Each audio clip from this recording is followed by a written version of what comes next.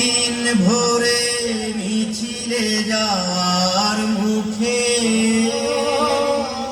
যাসনে জাদু বলে মাদুয়ার পশ্চিমাদেরকে দৃষ্টিভঙ্গি দেখায়।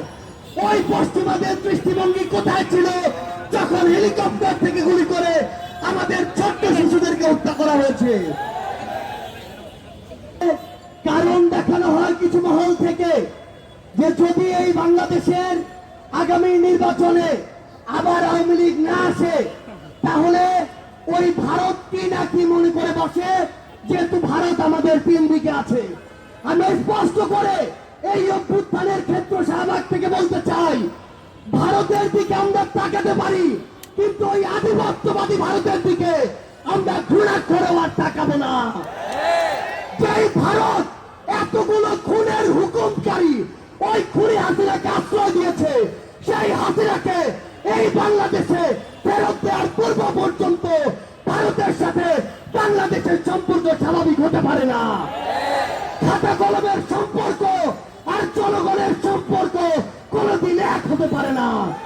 আমরা ভারতকে স্পষ্ট করে একটা কথা বলি, বাংলাদেশের সাথে যদি প্রতিবেশীর সম্পর্ক আগামীতে তারা দেখতে চায় তাহলে যে সকল খুনিকে তারা ওই জায়গায় আরাবায়েশের স্থাপনা আবাসন দিয়ে রেখেছে তাদেরকে বাংলাদেশে পাঠাতে হবে এবং বাংলাদেশের মাটিতেই তাদের এই বিচার হতে হবে।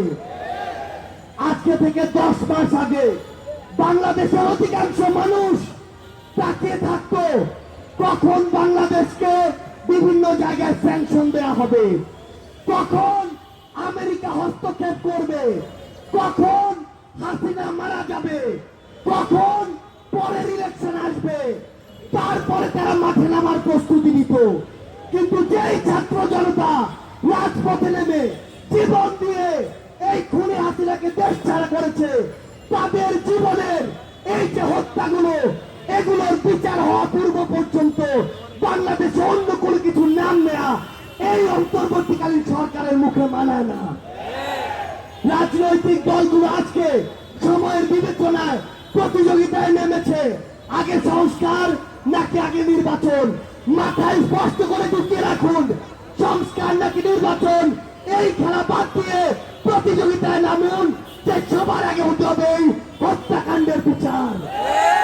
যেই তাপস নানক কাদেরদের প্রত্যক্ষ মদদে এই বাংলাদেশে খুনি হাসিনার হুকুমে এবং ভারতের প্রেসক্রিপশনে এই পিলখানা হত্যাকাণ্ড হয়েছে, শাপলায় হত্যাকাণ্ড হয়েছে, জুলাইয়ের হত্যাকাণ্ড হয়েছে, সেই হত্যাকাণ্ডের বিচার হওয়ার পূর্ব পর্যন্ত এই বাংলাদেশে অন্য কোনো কিছু কখনোই প্রাসঙ্গিক হতে পারে না।